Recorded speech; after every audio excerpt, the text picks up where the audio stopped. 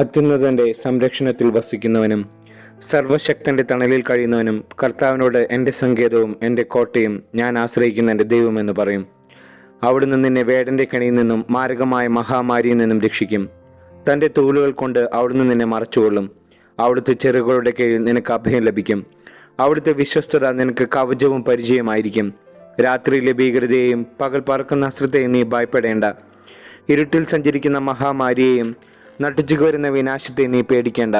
നിന്റെ പാർശ്വങ്ങളിൽ 1000 മരിച്ചു വീണേക്കാം, നിന്റെ വലത്തുവശത്ത് 10,000. എങ്കിലും നിനക്ക് ഒരനർത്ഥവും സംഭവിക്കുകയില്ല. ദുഷ്ടരുടെ പ്രതിഫലം നിന്റെ കണ്ണുകൾ കൊണ്ട് തന്നെ നീ കാണും. നീ കർത്താവിൽ ആശ്രയിച്ചു, അത്യുന്നതിൽ നീ വാസമുറപ്പിച്ചു. നിനക്കൊരു തിന്മയും ഭവിക്കുകയില്ല, ഒരനർത്ഥവും നിന്റെ കൂടാരത്തെ സമീപിക്കുകയില്ല. നിന്റെ വഴികളിൽ നിന്നെ കാത്തുപാലിക്കാൻ അവിടുന്ന് തൻ്റെ ദൂതന്മാരോട് കൽപ്പിക്കും. നിന്റെ പാദം കല്ലിൽ തട്ടാതിരിക്കാൻ അവർ നിന്നെ കൈകളിൽ വഹിച്ചുകൊള്ളും.